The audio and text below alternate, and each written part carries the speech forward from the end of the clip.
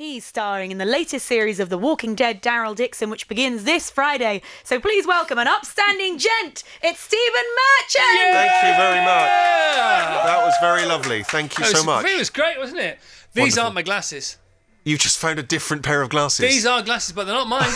They're not mine. Your glasses are very nice, Stephen. They're nice, Merchant. aren't they? Yeah. Can you? Where'd you get them from? These are they're an American LA brand, Jacques Marie Mage. But unfortunately, I did get them in London, so I had to pay all kinds of import costs. All right. Well, they're beautiful. They're nice, aren't they? They're Do you want to try them on? I would love to try. What's your prescription? Are you good? Well, let's find out, shall we? Oh my goodness, it's not the same as yours. I can't see a damn thing. What's great about those is because they're quite thick framed. They don't go as flimsy as quickly. Yes, they're nice. Look at these ones. These aren't yours that you're holding. These aren't mine. Mine are somewhere. Maybe I left them in the middle. Hello. Right, good. Well done. Congratulations, Zombie. Well done. Yes. You do Zombie very well, my friend. Oh, thank you so much. Oh, let's talk about Zombie in a moment or two. We'll get there. TV series The Walking Dead. Daryl Dixon, Season 3, begins this Friday at 9 p.m. It's the episode Stephen's in. He might be in more. He probably isn't. I do want to ask, I'll ask you straight away because I've been banging on about it all morning. Did you really sail under Tower Bridge? Do you know what? It's quite impressive, isn't it? It's quite impressive. You see a sail under Tower Bridge in a sort of zombie apocalypse London. In a skiff. All shot in Madrid. No! I was furious when I read the script, Chris, because it said it was all based in London. I thought, can't believe it, live in London. Had to go to Spain to film it all. Have to go to Spain to be in London. Yeah. So you didn't go on the it's so clever how they do all this. It's unbelievable. I tell you, I've been in this business long enough, like you, that I can't say still dazzled when you see the special effects. It's more bedazzling now. It's wonderful. It's extraordinary. And it seems to be more available to more people more of the time. Cheaper, I guess, than it used to be. Yeah. And it's fantastic, yeah. And to see London as this kind of zombified sort of desolate place. It's great. It's really cool. All right, so this is what we're talking about. Stephen Merchant, The Walking Dead, Daryl Dixon, studio at 9:25. Oh no, that's when you're hearing why we're doing it. That's what we're doing now. Yeah, you do need those glasses. Yeah, The Walking Dead, Daryl Dixon, season 3 begins Friday 9 p.m. Watched it yesterday. Watched your episode yesterday. You know, it's great. I mean, I'm not a zombie kind of person. I say that. I just said it. But every time I watch one for this show, so 28 years later was the last zombie thing I watched, I really liked it. I'm kind of the same. I was never a massive Walking Dead obsessive. I would watch it, a fair weather fan. And then I started watching the Daryl Dixon spin-off, even before they offered me. I just was kind of into it, because what I liked is you didn't have to watch all the other series. You could kind of jump in. And it was a bit like A Man with No Name. He was wandering around France, and he was getting into scrapes. And so the third series, they said, do you want to be in it? And the idea of being the last Englishman in England. That's what you say, which is great. Look at him. Well, but isn't it fun, the idea that of all the people that survived the zombie apocalypse, it was me, Chris. The tallest one. It was the tallest one. The easiest one to spot and kill. Exactly. Well, you'd think so, wouldn't you? You'd think so. But yeah, I'm the last man standing. And I don't know, I find it very appealing. And I didn't want to go to my acting grave having never been involved with zombies. Yeah. And so, like you, I don't think of myself as a zombie fan, but I always enjoy it when they pop up. I enjoy them. I feel sorry for the zombies. I always feel sorry for the zombies. Yeah.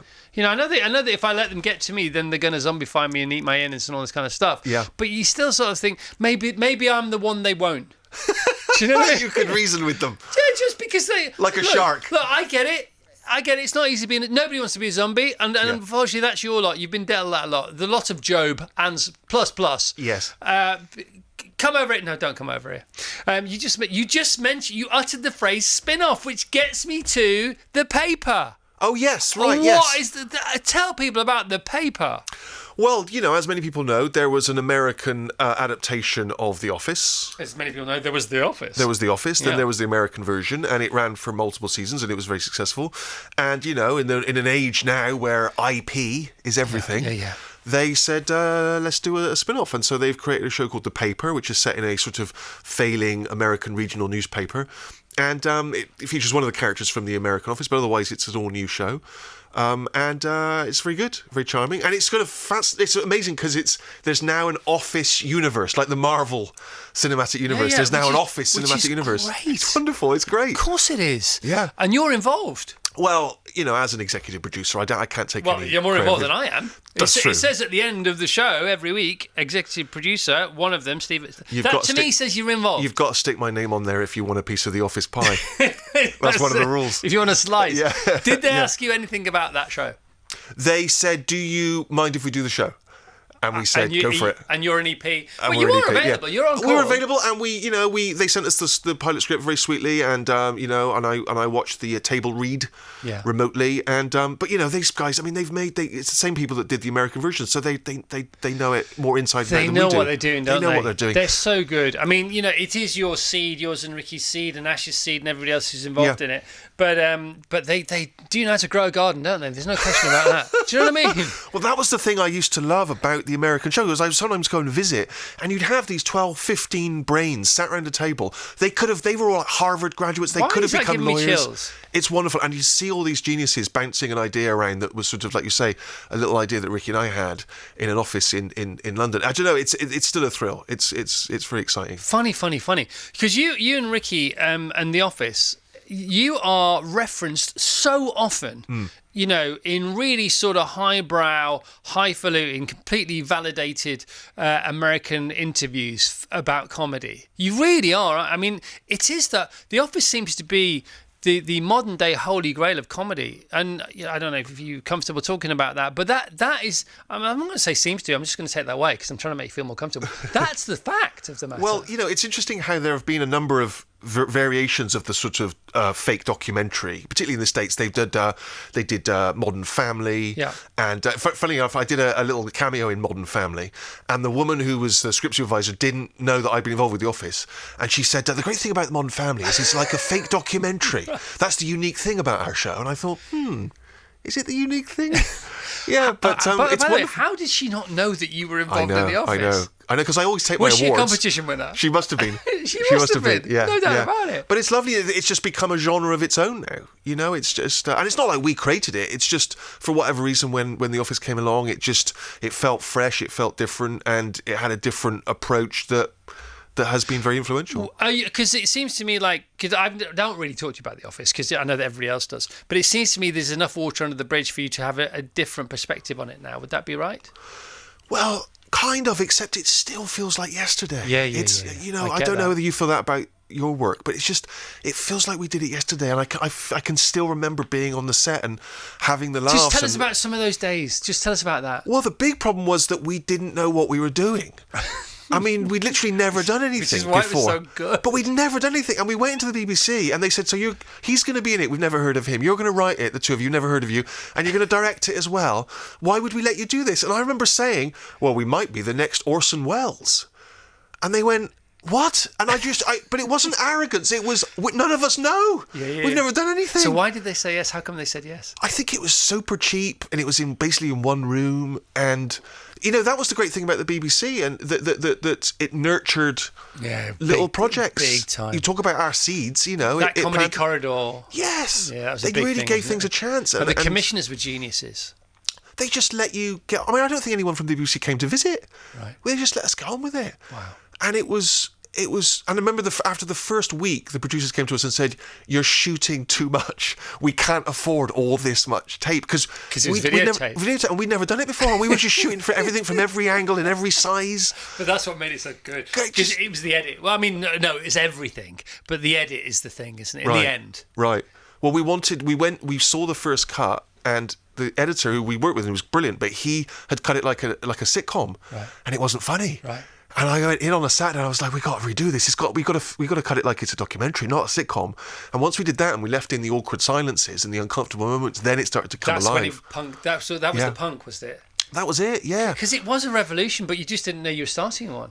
You never do, though, I don't think. You're just doing something. I think lots of people know they're starting a revolution. Starting a revolution, yeah, but maybe not an artistic revolution or I creative think revolution. that as well. But the interesting thing is when if people set out to start a revolution, it does, because it's not how they start, it's how they end. But if you don't go out to start one, then usually it's not as destructive. It's usually creative, and then it doesn't end well because it's still ongoing. Because if something's constructive, it grows, and if it's destructive, you blow it apart, and people have got to pick up the pieces. Yeah, and that's why it's the opposite, I think. Well, that's very nice of you. What do you think about things like punk? Do you think they went out? Did they set out to be revolutionary? I think they didn't know what they were doing. Yeah, that's the same thing, wasn't it? Same as us. Well, they could barely play the instruments. I mean, in the end, everybody, not all punks, but it wasn't about that. It was about we got an amplifier, we got £5, buy a guitar, plug it in. It was about the energy, wasn't it, really? Well, that's it. And I think that's the other thing is there were no expectations. And so when you have, no one knew who we were. And so you just have a freedom that you never have again because now we're competing with ourselves. But at the time, it was just a couple of chances. Yeah, and then you talk about those writers' rooms and those table reads in America where they just know how to carry on, don't they? They build these metaphorical cosmopolitan citadels of content. Yeah, and they're like artistic factories. Well, you're like the architect. Thank you. And Ricky were like the architect. Look, this is what we're doing. Here's the blueprint. Yeah. Right, we can do loads of those. Yeah. Oh, can you? No, we can't. Well, they won't. No, don't worry. They'll all be different. But see, American architecture is like that. You go to we both love Los Angeles. All the houses in the streets, they're all different. Yeah. Yeah. They're not the same. Sure. Whereas people, they all think, okay, well, you don't have to do it like that. Yeah. Every street in America looks like it's in a film. Every kind of standing of every kind of culture. Yeah. It's like, this is what you want. This is what we want. Well, I remember when I first we would send us in those days DVDs of the American Office, and it was like we'd won a competition where we'd like a show set in America in an office with these kind of characters, and they would send us these brilliant episodes week by week. Yeah. It was unbelievable. Like sort of virtual reality. Yes, like, yes. Here's one we could do, but obviously we couldn't. No, we have. Yeah, yeah. Can you imagine? We could have to imagine. It's the best. How great is it all? It's wonderful. Great, isn't it? What's the first thing you ever wrote? What's the first thing I ever wrote? Yeah. Well, blimey. Apart from like an essay. And do you know what I used to do? I was a real kind of comedy nerd, so I used to tape my favourite shows off the TV, and then I would transcribe them. Fawlty Towers or some others do have them, or whatever it was. And it was like I was trying to kind of, I guess, like people who are into cars will perhaps dismantle a car to see how they work and put it together again. I would do that with comedies, trying to see how they were put together. Yeah. Wow, and that clearly worked. Well, it sort of started to teach you a certain vocabulary or language of it. Yeah, and then rhythm. Yeah, exactly. And then at some point I started writing my own things and little sketches that would be performed at school. What's the first? Can you remember the first thing you did? I can remember the first time I performed in a way that sort of thought, I like this. I was in a school play and I played a vicar judging a dance contest. Right. And every night I was supposed to read the winners of this dance contest. This is pre-Strictly. Oh, that's why they got the idea. And I would open the envelope, and then one night I said, and the winner is 2 loaves of bread and a pint of milk. Oh, I'm sorry, it's my shopping list. My wife needs me to get that for it. And the audience, who are just mums and dads, anything resembling a joke, they're going to laugh at because it's a school play. Yeah. So they laughed. I thought, here we are. But the teacher hadn't given me the go-ahead to say this, so I came back off stage, and she went, "You improvise. You're not supposed to do that." I thought, here we go, rock and roll. This is the one. This is it. Now, I felt like a punk rock. Wow, that is so cool. And then each night I would change it slightly, and I just thought, I've got the buzz now. The laughs and the parents, the mums, dads were grateful. Oh my God, something mildly anything, amusing. even resembling a joke. It's like when tennis players say something at Wimbledon. Yes. And they go, that's your pucker, Joe. Exactly. What a character. I always think that with best man speeches. Just give something that's... How many best man speeches have you been asked to do? I've only done one. I've done one. How many have you been asked to do? Only done one. Only been asked once and did it really? once. That's interesting. But I find it very stressful because there's a lot of expectations. So stressful. How many have you done? Oh, 2 or 3, but I always join them up. Yeah. I say, should we do it together? And it does work, but it's better for it. Do you play records every 3 or 4 minutes in between? Yeah, time check. Here's the weather. You go to the weather. Travel and weather together. You've done radio. By the way, we were talking about your radio show before you came in, because Ozzy Jane was a disciple of your radio show from Australia. Really? Yeah. No, not that she's from Australia. She's from Australia. That's what I'm saying. In Australia. Yeah. So people are listening around the world to your radio show. Did you know that at the time? No idea. But I was always such a fan of radio, and you were a big inspiration to me because it always sounded like you were having so much fun on the radio. Yeah. And I just thought it was always appealing. I mean, that's what I thought. Noel Edmonds and all that. That's right. And Noel Edmonds on Swap Shop, you could hear the cameramen laugh. Unbelievable. It sounds like they might actually be having a good time, as opposed to be pretending to have a good time. Well, like when you did the Big Breakfast, it was like, hang on a minute, you could acknowledge that this was a TV show from Swap Shop. Or Was from it? let's get the crew laughing. Let's get, are we going to have fun here? Let's have some fun here. One of the first times I got a little bit starstruck is I first joined the BBC as a trainee, and I was walking around the donut at the BBC and coming the other way, Noel Edmonds, carrying, I think he might have had Cuban heels on, I'm not sure. He had an attaché case. I thought, what are the ideas in there? I bet there's some quality in there. I bet there's a Blobby spin-off. I tell you what, he say he did have Cuban heels on and you walked past, he'd be like, these Cuban heels aren't working. I was a massive Edmonds fan. Then, well, you are. I mean, the what's the show where they open boxes? Oh, Deal or No Deal. That guy, the fact that you could keep that going day in, day out of people opening boxes, I mean, it's only Edmonds could do it. It's extraordinary. I was offered that show. Well, I mean, thank God I turned it you're down. extraordinary, but I don't think That's you've not been as what good I as meant. Edmonds. Yeah, but I was offered that show. They said, look, it's a done deal. If it's yours, if you want it. And they sent me, those DVDs which were white label and somebody had written with a Sharpie on what it was. Yeah. And Endemol sent me that in a see-through envelope, plastic envelope, and it lay on my coffee table next to a big black telly with a big black DVD player for ages. And I never even they said, this is the show, it's already on, no need for a pilot. If you want it, it's yours. And it's just, I wasn't interested. Do you regret it? No, God, not for a second. Because of everything. Because Yeah, it's not yeah. what I do, and Noel did it, and it brought him back, and he's one of my heroes, and all that kind of stuff. He's brilliant. He's just stringing out the opening of boxes. I know. I mean, it's remarkable. It's a genius show anyway. But turning it into almost like a kind of spiritual enterprise, you know. And how do you feel about this box? What do you feel? Do you feel anything? Yeah. It's a box. No, well, it isn't. It isn't a box. It is a box, Chris. No, it is a box, but there is intuition. We've had No, science. it's not. It's a random opening of boxes. Well, that's what This you is where think. we're going to differ. No, Chris. because the Beatles all went to that fete on the Saturday morning, and they were always meant to go to that fete. And you always were meant to meet Ricky, Yeah. and I was meant to meet Richard Branson and come and do this. It's all written. Or it's just opening boxes. Oh, I'm not sure. I'm not sure about that. Pretty sure it is. Says the zombie guy. Hey, listen, you can play a zombie without What about necessarily zombie believing deal or in no zombies. deal for 1 week only? Great episode. Come on. Fantastic. Yeah. Yeah. Yeah. Do you eat the box or do you not eat the box? I love it. Before we go, I just want to hold out for the zombie thing for a bit longer. So, best thing you ever wrote, I'm presuming it was The Office. You'd have to say that. Well, would you? it's just such a. I think it turned out, without wishing to be arrogant, it just all the alchemy worked. All the elements just came together. So all the perfectly. opening of boxes, not opening of boxes. That's right. Yeah. Did we have free will, or did we not have free will? I don't think we do have free will. What do they call it? Is that the hard problem in quantum physics? Is free will the hard problem? I think it's referred to as the hard problem. Consciousness and Yeah. Are you a free will advocate? I have no idea. Fair enough. Yeah. I would I open the box or would I not open the box? Have you been on it? I haven't been on it. No. No, if you're listening, we love. He lives in New Zealand now, doesn't he? He looks amazing. Have you seen him? He's recently? extraordinary. He looks Amazing shape. exactly the same. Oh, it's unbelievable. And Yeah. once again, still, as he walks towards you, he doesn't get any bigger. That's the thing. That's the thing about Noel. What else are we going to... The last thing you ever wrote? Or the last thing you have written? The last thing I have written. Well, I'm working on stand-up at the moment. I know you are. Yes, I'm. See what I did there? Thank you very much. You're Yeah, very welcome. I haven't You're done stand-up. selling a date. I am selling a date. I'm doing what they call work in If you'd like progress a date gigs. with Stephen Merchant. Yes, thank you. It's work in progress. I don't know if you're familiar with this, Chris. It's where you obviously Of course not. it's where you have to come out there with your notes and you're trying to see if the ideas work, the jokes work.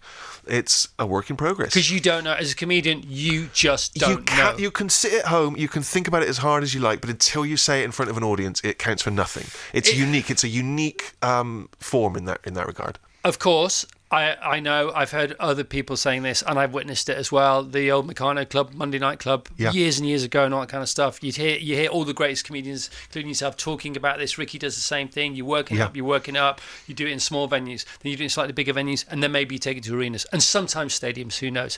Do you get a general gist, though? I think you get a gist of if an idea What's has in the some gist? sort of currency that you can feel if the audience is sort of engaging with it. So maybe you haven't quite got the hard jokes yet, but you can feel them sort of tuning in to the idea. Is it possible to think you have written something at home that is going to kill and it bombs? Oh, 100%. Almost all the time. Really? Almost all the time. So I get this sort of, I'm not sure about this, I'll take it out, and maybe it needs a bit of massage, maybe it needs to kill your babies and all that. But I would have thought, if you're at home and you've written it, you think this is going to kill. It can't bomb.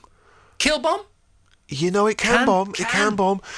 Particularly because sometimes it can be just too specific to your own. You think it's an idea that everyone's going to respond to, and actually they look at you like, what are you talking about? Right. Or sometimes you just haven't found the way into it yet. You haven't quite sort of led the audience into the idea. It's a painstaking process, which is why I haven't done it for so long. I haven't done it for almost 14 years. It's a painstaking process in as much as it can physically hurt. Well, I mean, some people have been attacked, haven't they, on stage? But no, there's none. I've not luckily had any of that. No, but yourself, does it like, oh God, this is. Oh. Well, particularly if you've done it one night and it went great, and then you do it another night and it didn't quite land as well, and you think, well, what have I done differently? What's happened? I know. Because we get comedians all the time. I listen to them on podcasts all the time. It is fascinating. And you think about people. I've heard people like Eddie Murphy, who's one of the great stand-ups, and then he's never gone back to it because he says it will be a year of my life working out the act. Yeah, and also why? Why would he do it? Yeah. Because he's not just going to do it so we can go and see him. Right. Because he doesn't need to, does he? He doesn't need to, yeah. And it's really, really hard. It's like training for a marathon and then not running one. It's the same. Sure. It's exactly the same. Not the same, but it's similar. So, there is one sold out gig. I've been asked to mention another one, which I really want to do. You've sold out one work in progress. I'm doing a work in progress tonight at the Comedy Store, which I'm looking forward to. Sold And out. I've got a few others coming along. And then there's a nice big one in Cambridge. Right. Which is... How do people get tickets for that? Well, hang on a minute. I've made a note of the date of it here. Oh, he's made a note. Here we are. Cambridge Corn Exchange, November the 20th. And the tickets go on sale October 31st. How do they get them? How do people get them? Just probably idea. Google or something. I want to see Steve Merchant, AI, please. How do I see That's Steve right, Merchant? yeah. So, like I say, Cambridge Corn Exchange, November 20th. And that'll be a work in progress show. And I'm doing that. It's a nice, big, wonderful venue. And it'll just be interesting to see how much of it goes over with the Cambridge crowd. You're great. I love you. This isn't the end of the interview. It's just we're going to pivot now back into Weather and news, or are we playing a tune? Travel and weather together? Let's do it. No, let's not do it. Because we can do this. No, other people can play music, but we got you, man. Stephen, the zombie thing, right? As we've talked about, we both like zombie films when they're on. Yes. Right? You've chosen to be in one. How did these people, The Walking Dead, Daryl Dixon Season 3, beginning on Friday, 9 p.m, Stephen's episode, 9:25. I had 9:25. Oh, no, Stephen's in at 9:25. Oh, God! It's 9 p.m. It's a work in progress, Chris, you're DJing. Well, that's the whole point, isn't it? When you said that, it's like, have you not heard the show every morning? It's work in progress. Progress to what? Because we always say on the show, product is a process. It's not an outcome. Sure. We have to say that to ourselves. Yes. Otherwise, we'd go mad. So how did they get you to be in it? Well, they sent me the script, and I genuinely, I'd started watching the show, and I was kind of into it, and then it was just the idea of all those elements you said. It's zombies, and I thought, well, no, I do like zombies, and I'm kind of interested in zombies. I do. And I would quite like to be surrounded by zombies, but also it was post-apocalyptic London, and it was The Last Englishman in England, and I've been trying slowly over my career to move towards doing more drama, right? And it's been a sort of incremental process, because I think people still think of me as a sort of a comic guy, but the drama exercises a different muscle. It's a different kind of challenge, and what I liked about this, although there's traces of humour, it was this idea that he's the last man standing, so he's this lonely figure. There's a little bit of pathos about him, because he's obviously lost all his friends and family, and he's sort of desperately clinging on to this friendship of these new people who've come into his life, who really have a second agenda, a different agenda. And I don't know, I found that very intriguing. They want you to lend them your boat and go to America to try and sail to America. That's right. Yeah, yes. And your character says yes, and then things happen. That's right. In the living room, the situation in the house is very dark. Yes. Isn't it? It's very dark with the flickering fire. And I was thinking, that must have been really dark anyway. How dark was it on set? I know it sounds like a strange question, but I'm thinking, what was that like to be in, you know what I mean? That is not the question I thought you'd ask. What do you think I'd ask? I don't know, but I mean, you've interviewed a lot of people over your career, and I know you're always looking for new questions, and the room was dark. No. Well, there's Wolf Hall dark. There's That's true, I can't see it dark. Yes. Complaint to the BBC dark. Yeah. I see what you mean, yes. And then there's like your kind of dark, and it's like, they've got that dark really right. See, I knew there was an original question there. So that's actually what I thought. I thought, oh, God, that's good dark.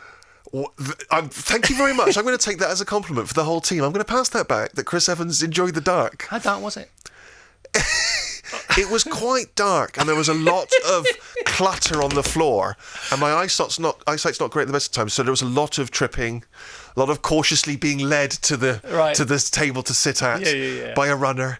Be careful, because you forget how you're getting older. Here, Mr. Merchant. That's right. Did it put you in mind of years to come? Well, I did, and it's even like with the stand-up, I'm starting to realise, because it's like you're on stage for an hour and something, and I'm quite physical on stage. Yeah. I'm like, geez, last time I did this, I was in my 30s.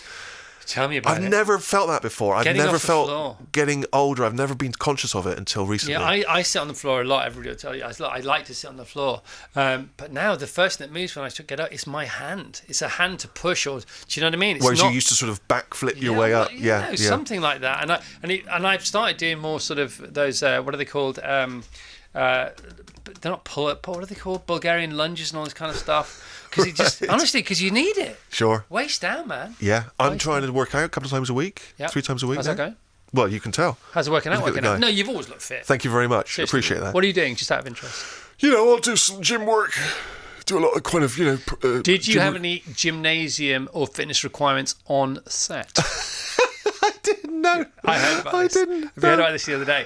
Do you know the Russo brothers? The who, sorry? The Russo brothers. Yes. So the Russo brothers, genuine brothers for people who don't know, they are brothers, and they made the biggest selling movie of all time before Avatar, which was one of the Marvel films. It wasn't Endgame because that was made after Avatar, but obviously they made Endgame as well. They're brilliant. They cut their teeth together. They always loved movie. They were cinephiles more than movie makers when they were kids, and they made Endgame. Which, have you seen Endgame? It's good, very good. It's great. It's terrific. And there's one, they talk about this scene in Endgame, which is when all the Marvel superheroes get together. You know the scene I'm talking about? I think so, yes. Right. Yes. And they talk about the shooting of that scene, because that wasn't CGI. Well, some of it was CGI, but all the actors really were there. Now, if you think of the names involved. And they're all ripped. They're all this is what I'm getting to, right? And I think there's a mini documentary about that scene that's been made. And there's a drone shot, and the drone goes up, and the trailer town, the movie trailer town, looks like a city. Really? And the requirements and the logistics for all the Downey Juniors and the Hemsworths and everybody else, because they were all there. And they've all got their own little private gyms, presumably, have they? This was the thing. Yeah. So like a lot of the trailers were like their fitness requirements, and I just thought, ooh. Wow. Walking Dead, Stephen Merchant, fitness requirements. Well, I mean, I did. I wasn't hired for my physique. Unfortunately. I mean, well, my height probably. I did get hired for that. Yeah. I did get, because one of the first drama roles I did was in a movie called Logan, which was a Wolverine film, and I got the call. They said, they want you for Wolverine. I thought, here we go. I'll get down the gym. They went, no, we want you to play a giant albino mutant. Right. Just show up Monday. I'm your guy. I'm your guy, and so I am occasionally cast for the looks. And you smile. Look at you smiling, talking. You love it, don't you? You play to your strengths, don't you? Why not? But how lucky are we to do this? Unbelievable. This yak, this whatever it is we're doing. Well, I was thinking about that the other day, because I was thinking, I didn't know about you, but I didn't know anybody in show business. I didn't have any relatives. I wasn't a nepo baby, and why did I think I'll give this a go? Yeah. I think it was because John Cleese was a big hero of mine, grew up in Weston-super-Mare, and he was tall and he was funny, and I must have thought, if they need tall, funny people on the BBC, I'll give it a go. Yeah. No problem. I don't know where I got that but self-belief from. Some others do have them. It's all those ones, wasn't it? It's like lots of working class stuff going on, seemed accessible. But why did you think I could be a broadcaster? Because of arrogance? Probably no, the opposite, the innocence. Yes. Arrogance wouldn't have got you through the door. True. I mean, don't worry, it came in later. I'm still trying to shed the skin. But no, not at all. It was the innocent irrepressibility, effervescent nature, infinite energy. Yeah. Why not? Because if you had been at all blinkered by it, or any kind of sort of lack of self-awareness, you'd have been dead in the water, I think. I think that maybe you and I are the same in that we were lucky that we knew what we wanted to do at a young age. Is that fair? Yeah. And I think some people just don't discover that early on, and it's much harder to pivot to something later. It doesn't mean you can't have a lovely life. Of course. It just means you probably won't excel at something because you didn't start it early enough, because the people who are the future excellers, exemplars, are already at it big time. Yeah. I do say that to my kids sometimes, and I catch myself because I don't want to get it wrong as a dad. And I do say, look, I know you don't have to. By the way, I'm sure you're going to be I pray and hope, because of their mum mostly, they're going to be beautifully rounded human beings. And they do seem to be kind, our kids, and that's the one thing you want from your kids, to be kind. But of course, Noah's 16, Eli's 13, and they're getting to the point now, unless they start doing something a lot, well, they've still got time. They've still got time. They have got, of course. No, they've got but time. whilst Yes. they've got time. Yes, well, that's it. In the day, like they're off for 2 weeks now. They've got 2 weeks to do whatever it is, and some of their mates have found their thing and are doing their thing. By the way, there's no right or wrong. No right or wrong. It's just I think sometimes you're lucky to find your thing early, and it just gives you a little bit of a head start. Sorry, it was a very long response to what you'd already. But it is just a little bit of a head start. Yeah. What would you love to do next? What would you love to do? What would I love to do? Well, I'm working on a couple of film scripts at the moment, and they're not kind of what you'd obviously associate me with. And so I've always been a fan of lots of genres of different films, and so I'd quite like to direct films in a genre that you wouldn't expect from me. So I've got one idea, which is like an action movie, classic sort of 90s style action movie, like Con Air or The Rock. Yeah, those movies. And humorous. There's some humour in it, because those movies always had humour. But that was but they were so much fun. How did they do that? They were so much fun. War of the Roses. How was that Wonderful. funny? It was funny. Yeah. 48 Hours. Yes, exactly. Funny. Beverly Hills Cop. They were wonderful. Yeah. How did they do that? Because they were proper films. They were exciting and they were funny. They were. And now films are funny, but you don't care about the plot. That's right. So I got one of those. There's another one which is a sort of sci-fi thing, and so yeah, I think it's just getting to the end of my career, whenever that might be, and just looking back and thinking, I did a myriad of different things. One of the reasons I did The Walking Dead is just it's something different. It's a zombie show. It's there's more drama to it. It just I don't know. It's being in a privileged position to sort of enjoy trying different hats on. Would you ever come and work here? I love broadcasting. I love radio. They would love you. It's just that it's such a big time commitment. Isn't it? Well, it is, a weekend show would be cool. Maybe, yeah, that could be fun. God, you'd be so great on radio again. Oh, thank you so much. So much I appreciate fun. that. Yeah, you have so much fun. It is wonderful. It is a fun place, and it's a great. Talk about going to the gym. It's like because it is. It's enforced. We're prepping for the. We are prepping for the marathon every day. Yeah. And the marathon is also the prep every day, and 3.5 hours every day. And you do flex these muscles that are useful to get. We've been having TV meetings recently, and I'm like, I don't want to do it. I don't want to do any of it. But I'm useful in the meetings. And they go, please come to another. I'm going, nah, because that's why I'm useful in this one, because I don't do this all the time. Yeah. And it's funny if you came and did this again.